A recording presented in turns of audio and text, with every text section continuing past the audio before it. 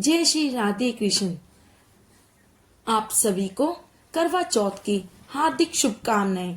आइए सुनते हैं करवा चौथ की पुरातन कथा। एक साहूकार था, उसके 7 बेटे और एक बेटी थी। सातों भाई और बहन इकट्ठे मिलकर खाना खाते थे।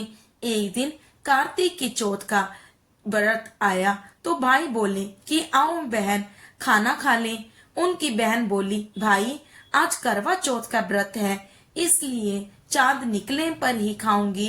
तब भाई बोले कि क्या हमारी बहन तब तक भूखी रहेगी? तो एक भाई ने दिया लिया और एक छन्नी ली। एक पेड़ के पास एक तरफ होकर दिया जलाकर छलनी ढक दी और आकर कहा कि बहन तेरा चांद निकल गया। तो वह भाभियों से बोली कि आओ भाभी अर्घ दे दें। तब भाभियां बोली कि बहन जी तुम्हारा चांद निकला है, हमारा चांद तो रात को निकलेगा। तब उस अकेली ने ही अर्घ दे दिया और भाइयों के साथ जीमने बैठ गई। पहले ग्रास में ही बाल आया, दूसरी में पत्थर निकला, तीसरी ग्रास में बहन को उसके ससुराल से लेने आ गया और बोला कि बहन का पति बहुत बीमार है, इसलिए उसे जल्दी से भेजो। तब माँ बोली कि साड़ी पहनकर ससुराल चली जा और सोने का टका पल्ले में बांध दिया और कहा कि रास्ते में कोई भी मिले उनके पैर छूती जाइयो और उनका आशीर्वाद लेती जाइयो। सब लोग रास्ते में मिले और वही आशीर्वाद देते गए कि ठंडी हो, सवर करने वाली हो, 7 भाइयों की बहन हो, तेरे भाइयों को सुख दे। परंतु किसी ने भी सुहाग का आशीर्वाद नहीं दिया। ससुराल में पहुंचते ही दरवाजे पर छोटी ननंद खड़ी थी तो उसने उसके पैर छुए तो ननंद ने कहा, सीली पुत्री हो, 7 पुत्रों की माँ हो, तेरे भाइयों को सुख मिले। तो यह बात सुनकर जो सोने का टका माँ ने दिया था वह खोलकर दे दिया।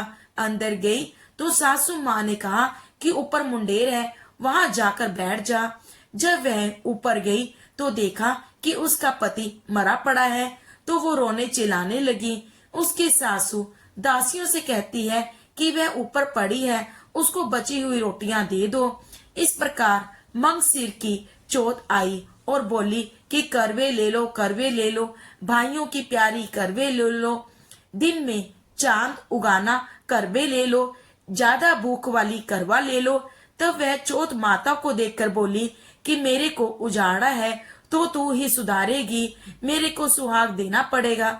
तब चौथ माता ने कहा कि पोष माता आएगी, वह मेरे से बड़ी है, वही तेरे को सुहाग देगी। इस प्रकार पोष माता भी आकर चली गई।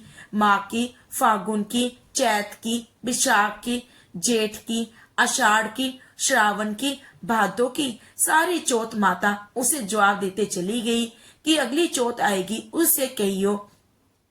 बाद में अश्विन की चौथ आई और कहा कि तेरे ऊपर कार्तिक की चौथ नाराज है, वह तेरा सुहाग देगी, तब उसके पैर पकड़कर बैठ जाइयो।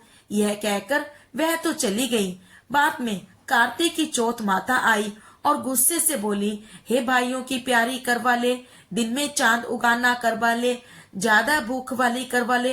तब साहूकार की बेटी पैर पकड़कर बैठ गई और रोने लगी, हाथ जोड़कर बोली, हे चौथ माता, मेरा सुहाग तेरे हाथ में है, तेरे को देना पड़ेगा। चौथ माता बोली कि रे पापिन हथियारिन, छोड़, मेरे पैर पकड़कर क्यों बैठी है? तब वह बोली कि मेरे से बिगड़ी थी, तब तुम ही सुधारोगी, मेरे को सुहाग देना पड़ेगा। तो चौथ माता खुश हो गई और आंख में से काजल निकाला, नखुनों पर में से मेहंदी, मांग में से सिंदूर और चितली, अंगूठी का छींटा दे दिया। उसका पति उठकर बैठ गया और बोला कि मैं बहुत सोया, मेरे को तो 12 महीने हो गए, मेरे को तो कार्तिक की चौथ माता ने सुहाग दिया है। तो वह बोला कि चौथ माता का उज्जमन करो। तो उन्होंने चौथ माता की कहानी सुनी, खूब सारा चूरमा बनाया। दोनों पति पत्नी ने जीम कर चौपड़ खेलने लगे।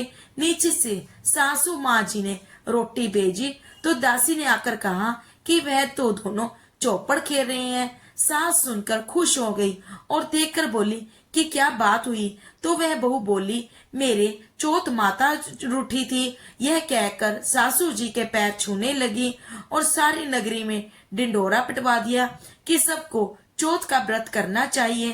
13 चौथ करना, नहीं तो 4 चौथ करना, नहीं तो 2 चौथ सब करना। हे चौथ माता, जैसे साहूकार की बेटी को सुहाग दिया वैसा सबको देना। मेरे को भी और कहानी सुनते और कहते और सबके परिवार में सबको सुहाग का आशीर्वाद देना। तो ये थी करवा चौथ की कथा।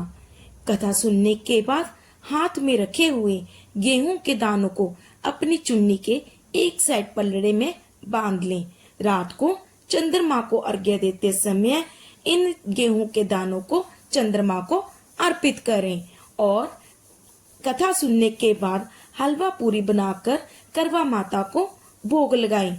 फिर पूजा के बाद चन्नी से चंद्रमा के दर्शन करें और अपने पति का चेहरा भी देखें। इसके बाद पति के हाथ से जल ग्रहण कर उपवास खोलें।